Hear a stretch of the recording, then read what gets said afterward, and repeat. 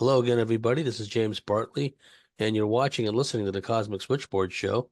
Today, my guest is Dan Armstrong. Dan returns to talk about the work of Mauro Biglino and Pierre Sabak and his research of the work of the latter two, his interpretation of them, which I think will be very interesting because coming from an experiencer standpoint, like Dan's coming from, and then giving his insight about the work of these two, I thought it would be important to bring that information out now. So without any further ado, Dan, welcome to the Cosmic Switchboard Show. Thanks again, James. It's great to be here. Likewise, yeah, I've been looking forward to this.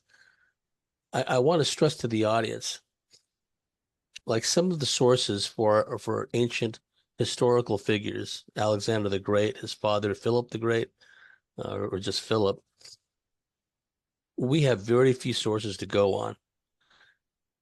And yet we have this large corpus of material about Alexander and his father. And there are large gaps in the sources. And sometimes the sources, the ancient chroniclers, didn't see fit to record something. It just was of no interest to them. Most of the early chroniclers of Alexander, for example, were Athenian, and a lot of them didn't like Philip and Alexander, so they purposely omitted to, leave out whole years of their lives. So historians have had to piece things together and make a lot of inferences. Okay, the reason I bring this up is it's taken for granted that Alexander and Philip are real historical figures because we know from the record that they did other things. Alexander set up a bunch of cities he named after himself, et cetera, et cetera. Point being is we don't have such a problem with the sources that Mauro Buglino and Pierre Sabak draw from. There are voluminous sources from the ancient world in a number of languages telling us about these beings, the Watchers, the Archons.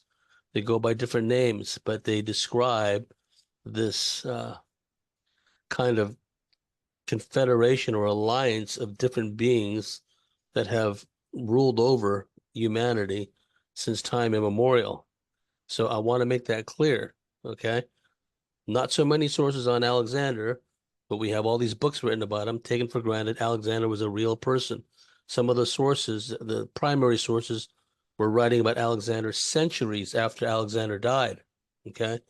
What we're talking about with the information that Daniel is going to share with us, this is information collated from a number of sources around the world in a number of different languages. And we can extrapolate that and talk about what the Mayans knew, what the Aztecs knew, what the Native Americans knew. Okay, but we're going to stick to what Mauro Buglino and Pierre Sabak have done because that's plenty enough material as it is. So, Daniel, take us through the whole process and how you came across the information of these two gentlemen and how it impacted you. Yeah, thank you, James. Um, well, I came across Pierre's work a few years ago, and when I did, I was just beside myself because it was sort of like somebody did all this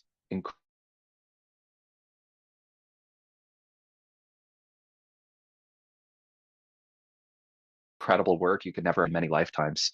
And after watching a lot of his videos, I realized I just had to buy the book. It was just too much to follow not having that aid.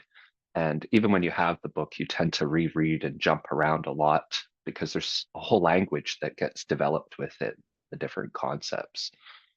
Um, a year ago, after probably studying holographic culture for a year, I came across I was trying to do a little bit more digging on some of the ideas contained in the book, and I came across some interesting artifacts, and I decided to do a symbolic analysis because it was just sort of standing out to me, these artifacts, what the symbolism, what it was pertaining to as it was relating to what Pierre was arguing in his book. And I thought, well, this is great because this is actually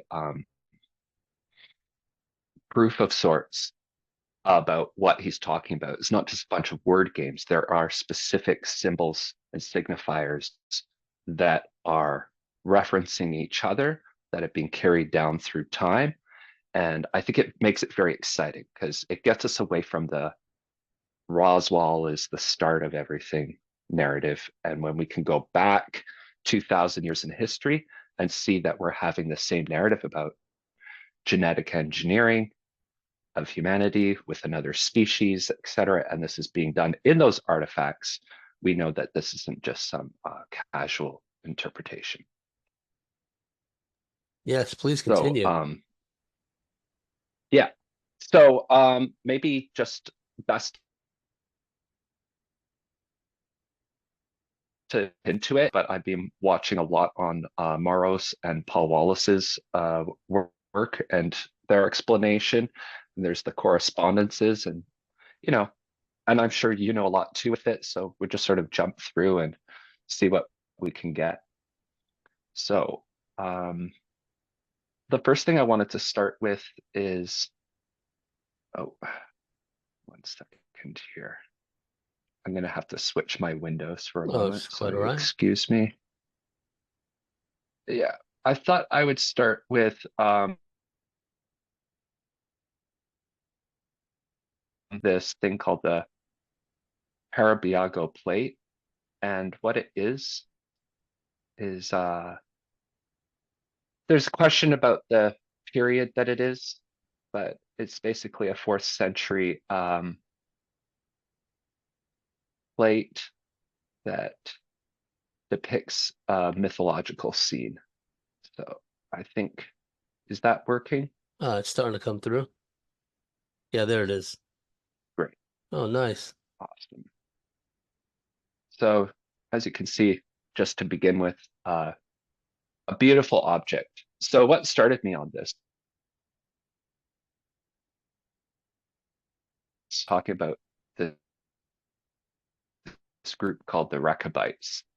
It's a Judaic cult, part of a saucer cult, and he sort of walks you through the how that works. But basically, the Rechabites, Rechab in Hebrew means a 4-horse drawn chariot.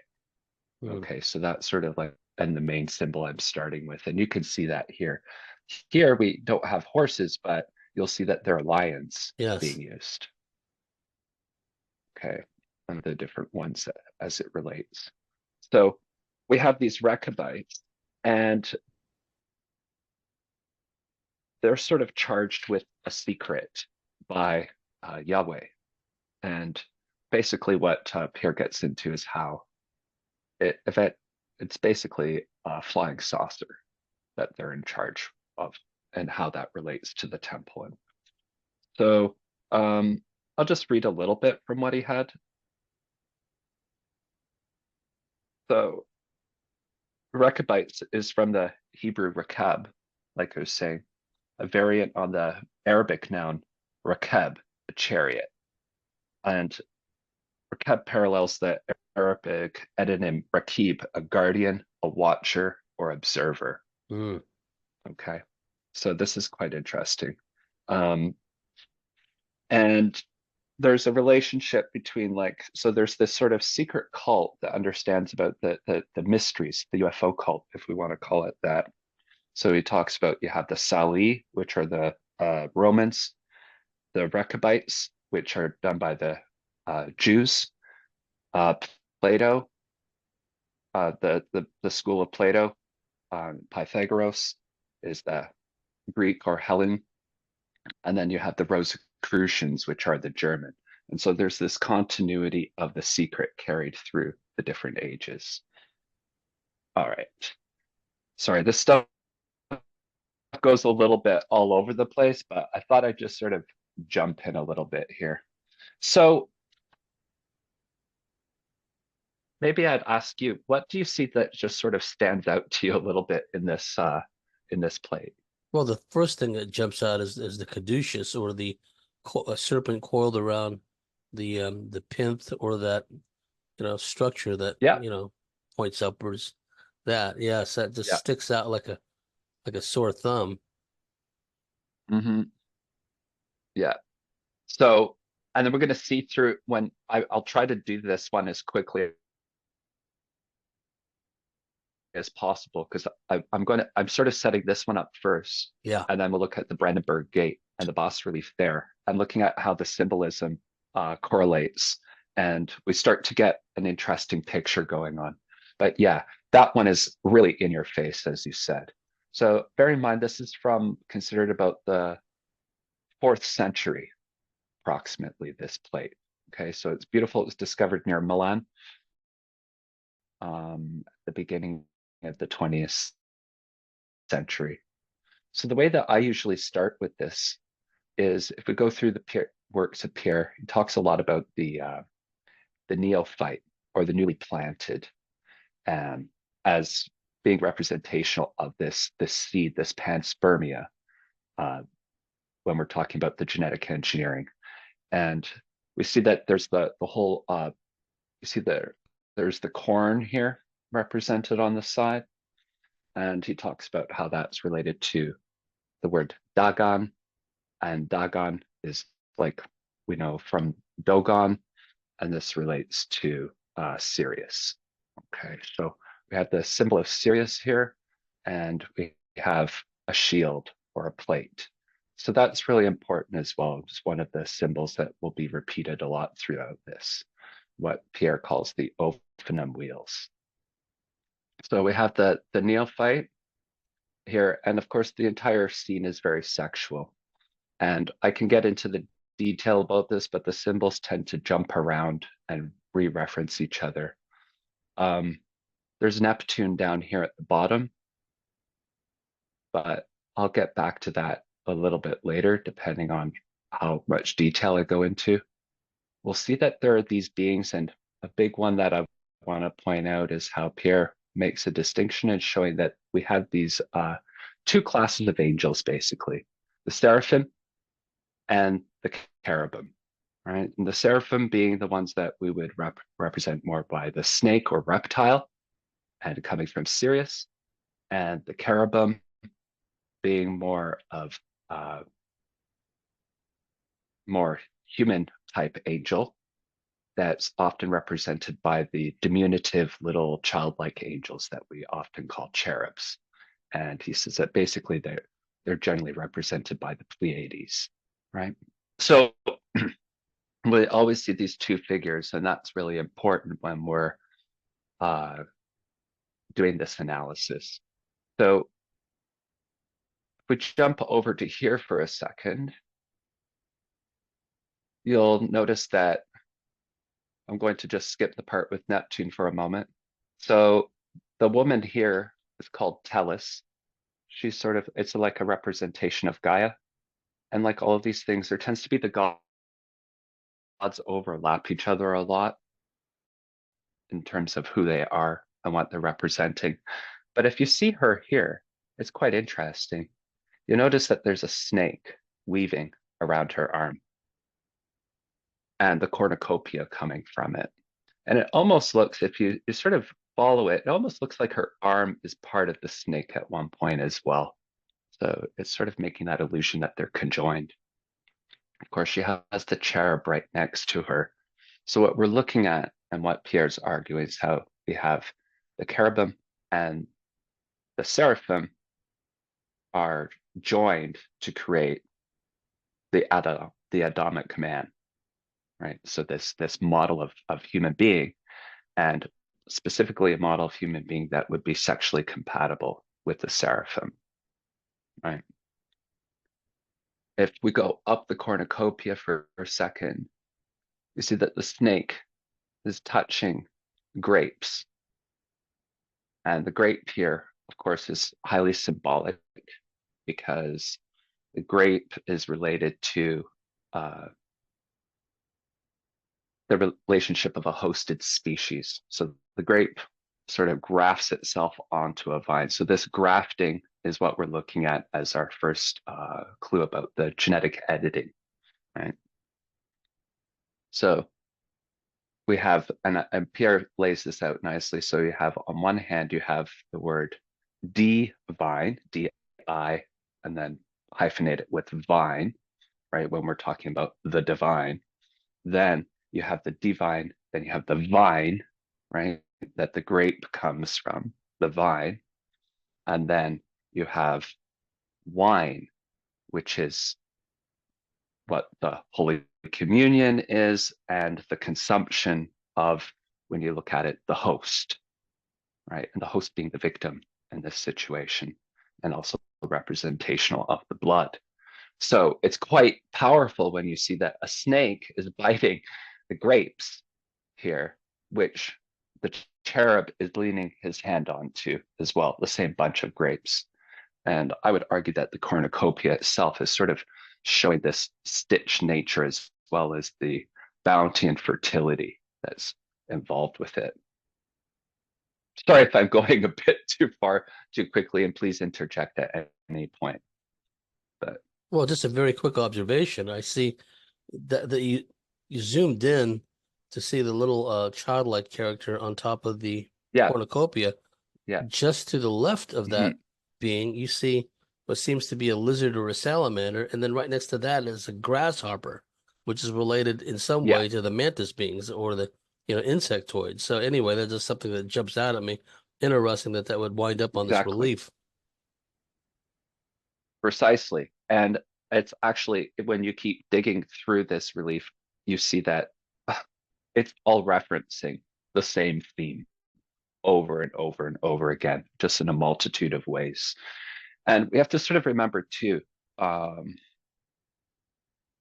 pre-literate cultures were able to read symbolism very well. I mean, people may not have learned letters, but if you go to Europe to this day and you go to a cathedral, people explain like, oh, people would have known that this statue represents Saint so and so, and this statue Saint, and they just knew by the postures that they held, certain motifs, and that would sort of like let you know who is being talked about and what different poses meant. So I think the ancients did, like, there's always this idea that they're very ignorant, but it just, there's a difference between literacy and just not being educated. And I think people did have a very decent understanding of symbolism. I just wanted to throw that in. Interestingly enough, it should be no surprise then, it sort of makes this whole um, serpent going up the obelisk or gnomon there even more profoundly significant, right? So we can sort of see that entwining that'll come about. Next to it here, you'll see that there's this figure. This is called the Aeon inside this circle. Now, of course, with everything we're looking at with the Ophanum wheels, we're looking at how it relates to a UFO, the spinning nature of a UFO. And that's where we're also going to get into, and Pierre does it through the language in terms of looking at comparing the Greek, the Arabic, Latin, Akkadian, all of these languages. But especially the idea too that shields, you have the shield is a big one as well. So you have the shield, which is I think a thuros, which is also a missile, which sort of describes the nature of how it moves, like the shields would be used as missiles in ancient warfare. But we'll see that the shield is a huge representation as well of the what Pierre calls the Ophanum wheels, which are what the prophet Ezekiel is describing in the Apocrypha. Um, just going over the symbolism quickly here, you see that you have these quadriga in the sky on the left, and the bidriga, the two animal, one on the right. The one on the left is supposed to be Venus in the morning as the morning star, and the one on the right is the evening star. Yet when you actually start to break it down, you see that this is actually the same one. And again, I highly recommend everybody goes back and watches that video you did with Pierre because he goes over this so well.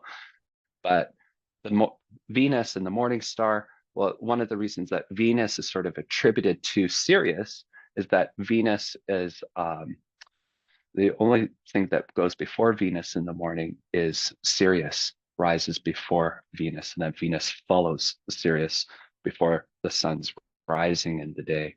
So we do see a very strong appellation towards Venus, which is also a signifier for Sirius. And he explains that a lot better than I can at this time. Going down, you see that there are these young soldiers called the Corybantes dancing around with their shields and their swords. Of course, the sword sort of being representational of the cherubim traditionally. But if you look at these shields, and you, just for a moment, you replace the word, you don't just see shields here, but looking at them as UFOs, we sort of see an interesting picture emerge, especially if we're looking at the chariot representing a UFO as well, an open wheel. We start to see this whole scene as sort of abundant in references to those vehicles. So yeah, so we have these Corybantes, and their whole dance that they would do is sort of like this warlike Pyrrhic dance that they would do, and it was called like they would dance to it. They called it an orgiastic frenzy as they went through the streets, and they were often accompanied by the woman who's in this carriage here, named Cybele. So you have Cybele, is this woman here. This is the very ancient goddess that goes right back to Anatolia and will later get adopted by the Persians in the Zoroastrian cult and so on and so forth. Okay, so these, it's also difficult with this because we're looking at separation of different cultures over different millennia, but all interfusing and relaying the same themes. So as Pierre sort of shows in his work, Cybele, when you break down the language, can turn into Zib-Ella, which is meaning the high wolf or the wolf god. And the wolf, as he describes as well, is appertaining to the dog star, which is, again, Sirius. So we see that she's representing the seraphic component, and I won't bother with her consort Attis at this time, but we see that there's the lions. And again, when you had the talk with Pierre earlier about the lions are representing the more of the mammalian lineage, which is going to appertain to the cherubim. So we see this the snake and the lion often conjoined, which is discussing the components of these two types of angels that are mixed with the earth hominid to create modern man, right? So that in itself, you could be like, well, that's a little bit of like interpretation on top of interpretation. But again, if we come back down here to this for the moment, we see that there's these children. These are the offspring of the woman we see here on the right with the snake that went through her arm. And again, we see uh, a bundle of wheat tied together as the first child is carrying. So again, sort of this conjoining, if we're looking at the DNA strand, the combining of the different DNA. We see the other is holding grapes in his hand.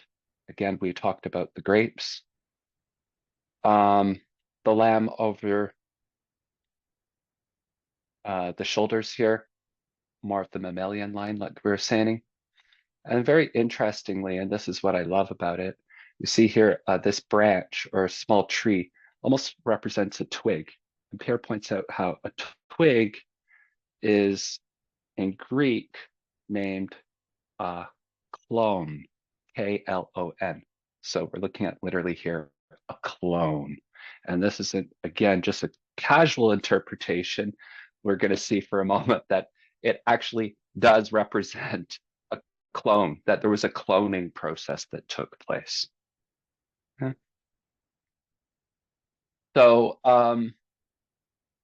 sort of to appreciate the rest of this for a moment, I'm just going to quickly jump to something I only found a couple of weeks ago as I was working on this puzzle.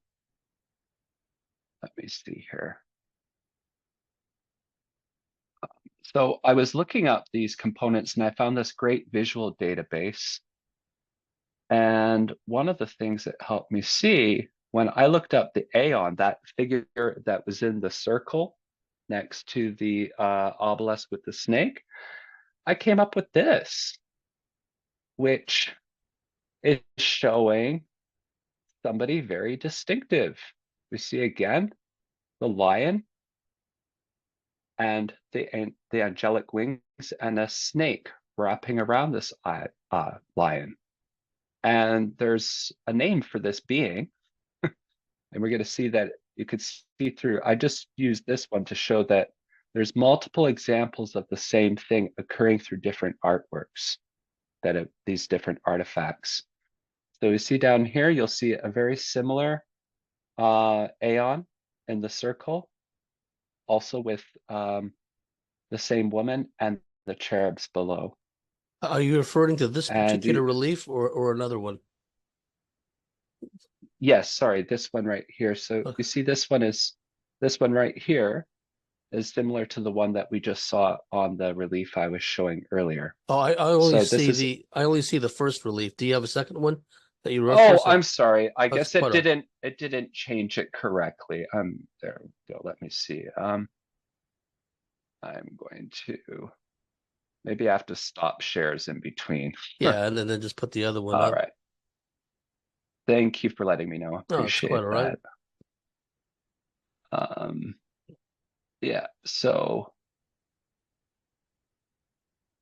and I hope it's not boring. I mean, I get really excited by No, this, no, but it's I think interesting.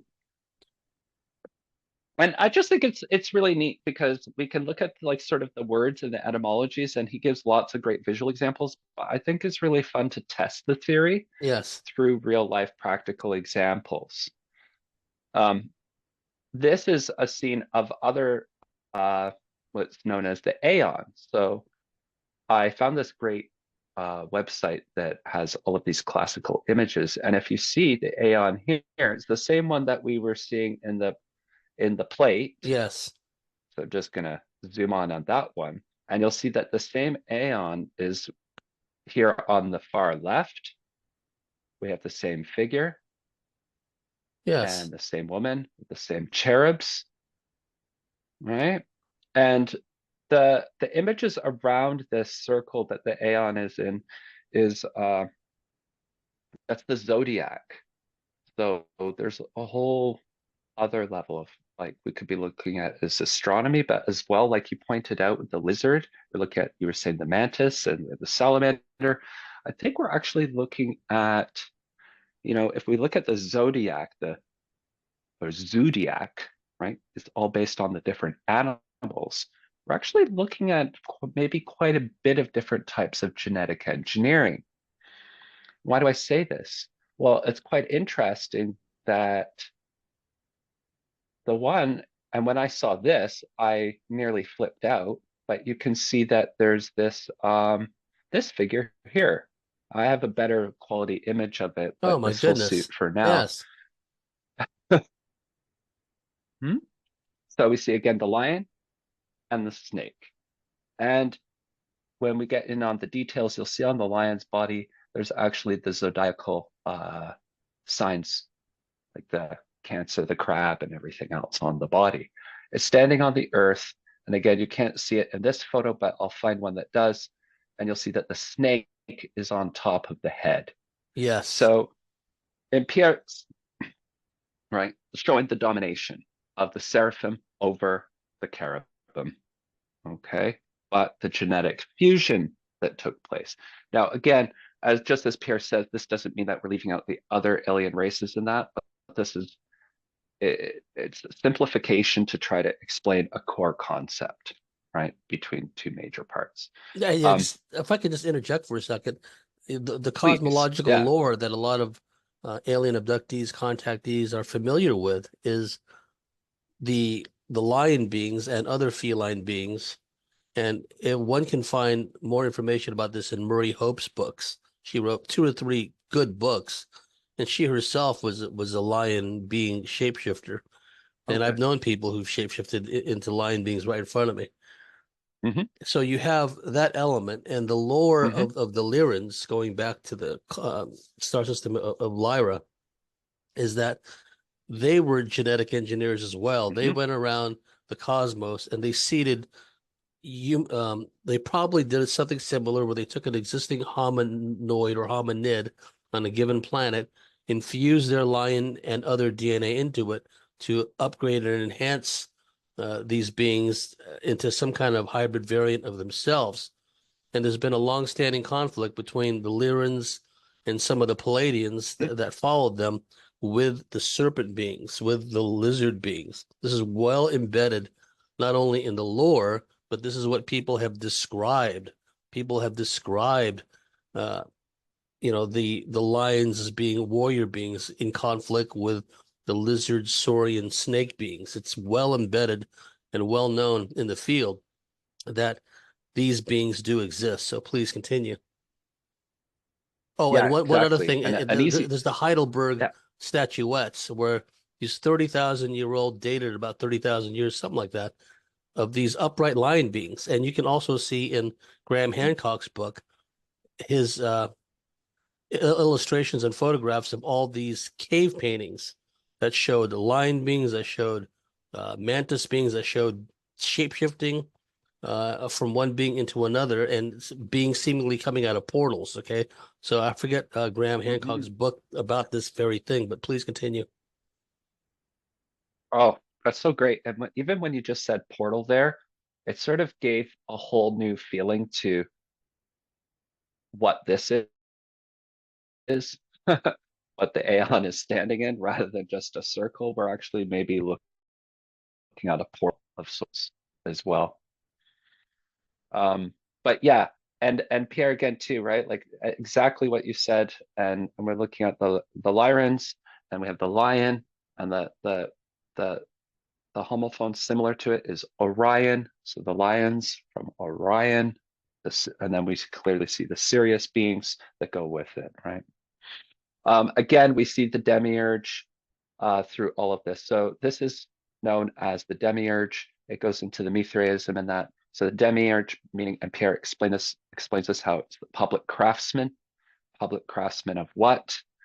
Of uh, is the builder who was a genetic engineer. And that's why we see he's always holding keys in the hand on either side. And the keys also being symbolic of the Ophanim because it's a cog or a wheel and turning a wheel. And we have the whole idea about doors, the doors to the mysteries, right? The Pope is the door to the mysteries. We have the cardinals on the door, and you have the key, which opens the door to the mysteries. And you look at St. Peter's Square, you have the key. The key is also a key, as in Quay, which is a place where the boats are talking again, the illusions of the boats with shields, with UFOs. All of these symbols are interconnected with each other. So I just wanted to point that out, and I'm going to stop this one for a second and just sort of labor this point a little bit further, if you don't mind, just because I find it, the symbolism, when it reinforces itself, is what makes it even more interesting. So we see just one final example of the Aeon in the examples here. And you'll notice that, again, we have Stabel, the woman that we saw in the chariot, featured here, the woman with the drape. Okay. And here is the Aeon in the middle, along with a Roman guard with the shield on the side. Again, the shield representing, we have Theros, Theos, Theos being God, Theros being shield, all of these words related in the Greek. And to me, I just have a very strong feeling with this, and this is the tie-in that I want to do with the Brandenburg Gate relief, but to me, it has a very strong feeling of Lucifer. I don't know why it doesn't invoke anything other than that. I mean, you'll notice too that he has a globe in his hand and of course the snake around it as well. So again, this sort of combination, talking about the seraph. So we look at the seraph as the tall beings with the wings, and then it's always contrasted with the mammalian creatures. And Cybele is always seen in her chariot with the lions. And the way I look at it, and to sort of like break down the symbolism a bit further, I find it interesting that the mammal is looked at as a beast of burden. And when we're looking at we're looking at the seraphic host, I think it's really interesting that mankind is used as this beast of burden for the benefit and ease of the seraphim. I think that really can't be underscored enough in terms of looking at what the relationship is. And again, with the wine and the grafting of the species as a parasitic host, it's parasitism that's and grafted itself into our being and for the purposes of exploiting our being. So And yeah, just a quick comment about the previous image that showed the winged lion sorry, yeah, being with the coiled serpent going completely to yes. the top, and then its serpent head on top of the lion head, similar to the Middle Kingdom headdress in ancient Egypt, where you had the the cobra on top of the headdress. To me, and this is just my intuitive feeling, the Mhm, serpent above the lion head signifies that we, the reptilians, the saurian beings, have asserted control on this planet, mhm, and we managed to do it at the expense of our longtime foes, the lion beings. We've taken some of their DNA even and managed to infuse it into this hominid creation of ours, this uh, hybrid, for lack of a better term. And so it's almost like a neener exactly. neener moment, kind of like this is what we did, at the expense of our Hundred longtime percent. And mortal that's enemies. I find so like precisely. And that's the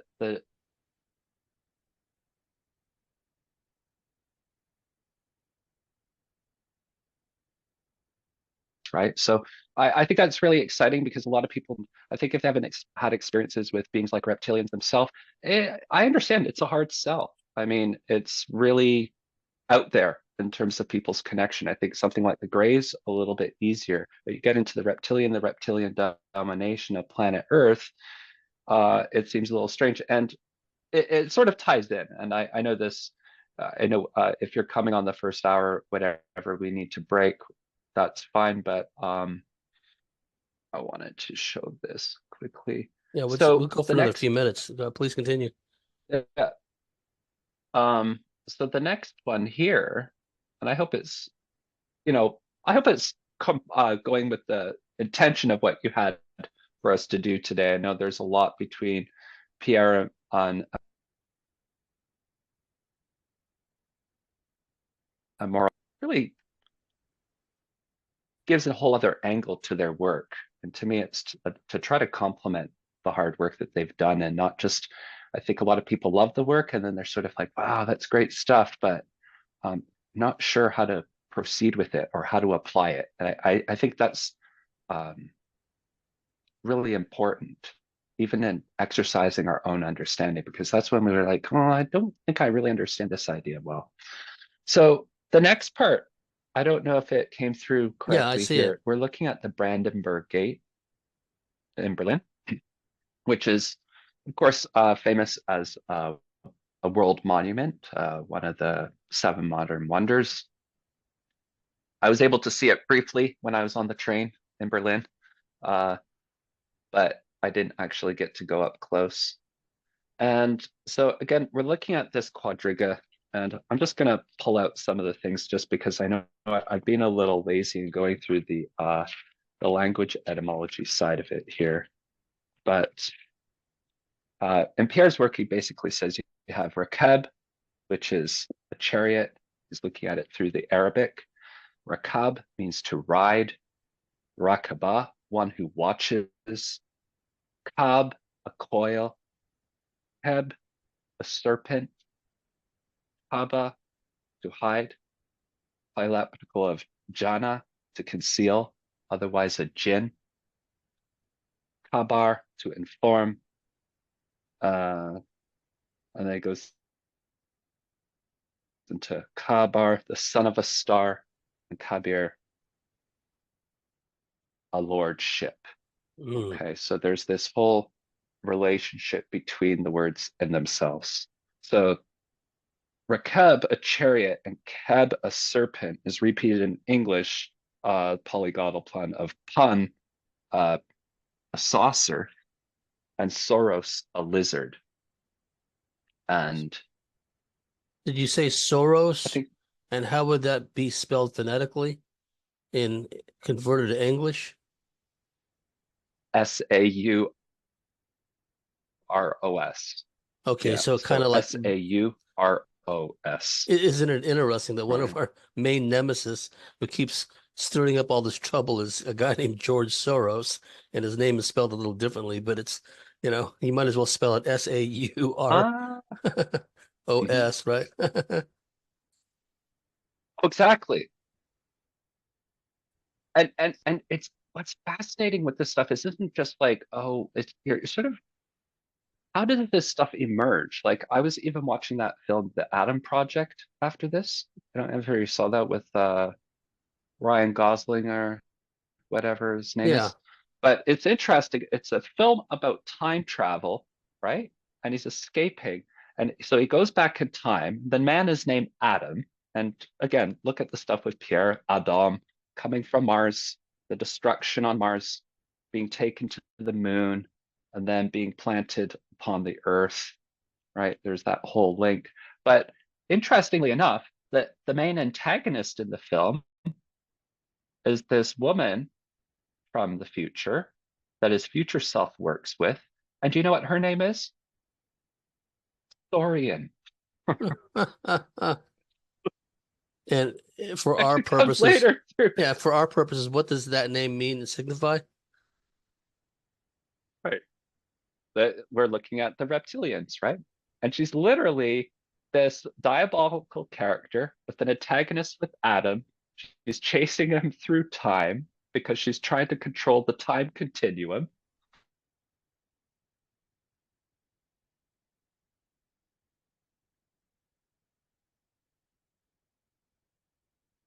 Right? And a spaceship chasing him. So we have the lizard on the ship or the chariot chasing Adam, and it's right there in a contemporary film as well. It's fascinating to see how this stuff actually replicates itself throughout societies and through time. Well, it's So part I of just that. wanted to No, throw that in. yeah, it's part of that uh, body of knowledge that's been passed on to initiates, and they're able to depict the same symbols, motifs, uh, concepts, but in a more Mhm. updated way that uh, can be assimilated more readily by the masses. Because if you were to show this to some millennial or some, college kid, the Brandenburg Gate, and even the term Brandenburg Gate or Brandenburg Tor represents some kind of an opening or conduit or passageway, right? It's more than just a literal gate to walk through here on terra firma. There's some deep underlying meaning to that. Yeah, and it's actually a replica. They chose a Greek uh, style rather than um,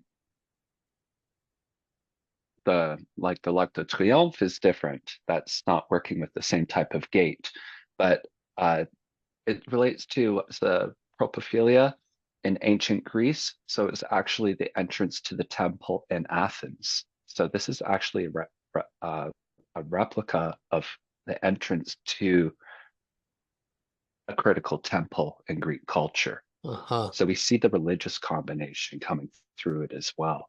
And usually Greek But yeah, temples were associated or uh, put together in honor or veneration of a particular god or gods in the Olympian Mhm. pantheon, the Greek pantheon. Exactly. And Pierre's work, like I know we're just doing holographic culture today, but if you go into Murder of Reality, he really gets into the classical stuff really well, the Egyptian, the Greek, and that, especially how it relates to things like human sacrifice.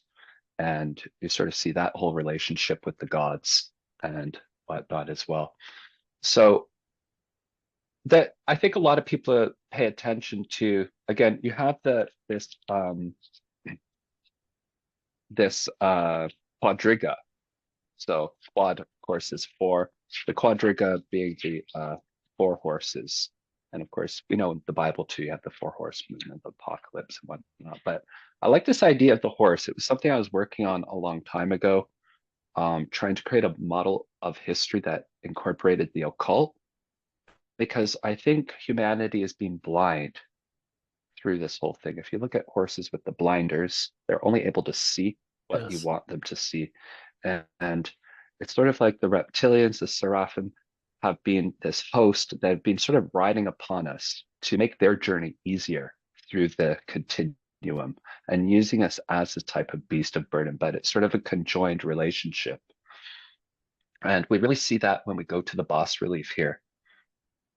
So this is beautiful. And again, I think this is something most people would ignore. But what I'd like people to keep in mind as they look through this, again, what we talked about earlier about the seraphim for the tall beings, the cherubim, the shorter angelic cherubs, and conjoining them, as well as what we know that we look at the work with Mauro, Biglino, and Paul Wallace, we're clearly seeing that there was not just aliens coming, but that they were sharing advanced knowledge as well. And this is where we get our uh, notions in mathematics, accounting, law, metallurgy, and warfare. All of these things sort of come together. And in the Masonic myths, you get it with the whole thing of Hiram Abiff and Tubal Cain, right? You have this whole Tubal Cain and Lucifer. There's a very strong connection between Tubal Cain being Lucifer and sort of liberating mankind with this knowledge. So it's complex, and I don't want to just put it sort of the historical way we look at it, but we see that. Anyway, I'm going to quickly try to go through this as fast as I can, but we start with almost this astronomy on the left, the leftmost figure, because you see a telescope. Sorry, I lost my piece. One moment. I've got to find that again. It's a touch screen, so I got it screwed up there.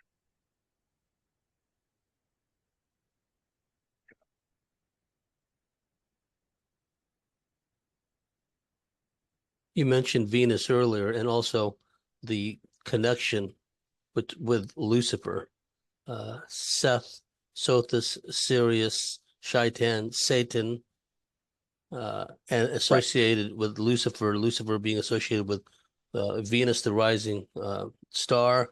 But like you pointed out, Sirius precedes the rising of Venus, right? So, and there's a whole cosmology about that. But for our purposes here, or in some traditions, again, Lucifer is associated with Venus, the rising sun, rising star. Exactly. And I don't want to like, because we normally look at it such a negative. I just tried to take a very objective stance with Yes, it.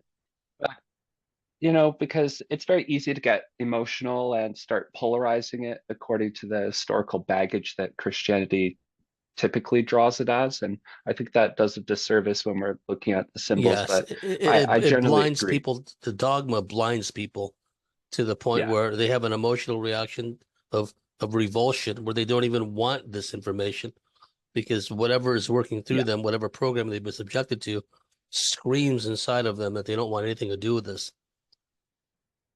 yeah, exactly. But quickly here, you see we have the harp. And Pierre talks a lot about the Pythagorean monochord, but music is very important, right, in terms of in the occult, because we understand that sound is the primary creation force. And when we're coming into physical matter, it starts with sound. Yes, We have the harmonics, Aborigines with sound, the, yes. so this is very important. We have Mars, the god of war, next. We have a cherubim playing an instrument right next to the music. Mars, the god of war. It looks like we have Vulcan here with the hammer. We notice that we have a cherubim here, a cherubim next to them, and holding up a square. And the square here is, I think, representing Pierre talks with the seraphim. You have Pythagoras and the Pythagorean cult, but the human side, Euclid, you have Euclidean geometry. So I think that's what this is alluding to right here, that the Euclidean geometry over the book. I don't know if you see that, Yeah, I but see it that. comes in right there. Interestingly, you see one of the taller beings here kneeling and making themselves equal to the cherubim. And I think this part of it is talking about the fusion of the species and how it's lowered. And you see that the countenance is sort of softened on that being when he's doing it. You also notice that we have a cornucopia again, coming from the next being on the right, standing up above them, and with the fruit. And that cornucopia is also related to Tellus, which is that woman that was reclined with the snake going through her on the other plate. One of her other symbols, though, besides I looked at the cornucopia, is a bunch of flowers. So this same cornucopia is representing the conjoining of these two species, which is then raised up almost like a child. So if you look at how she's Yes, holding these flowers, how yes, you'd hold up like an infant that you're proud of. So this is representing like this new hybridization. And if you see it here, it's amazing. So we see a seraphim again in a quadriga that's being pulled by these mammals, these caribs, these yes. cherubs. They've And become a what beast is of what burden. is Yes, mm-hmm, mm-hmm. And then we see that the figure in the chariot is holding a wreath, but the wreath is what? It's sort of like a woven aspect, right? So this is again the weaving of the genetics. Pierre intertwining. talks about this intertwining. This is why we have Moses being uh, taken from the river in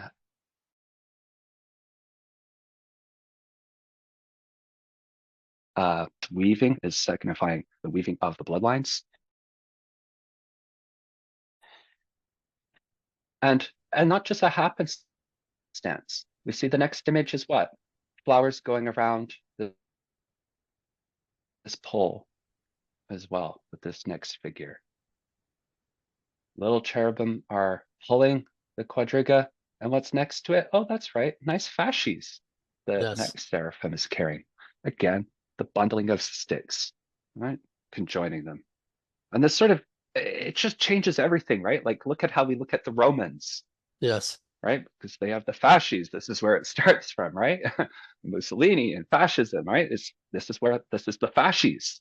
So when we're talking about it, we know it's as well a sort of a brutal dictatorial system.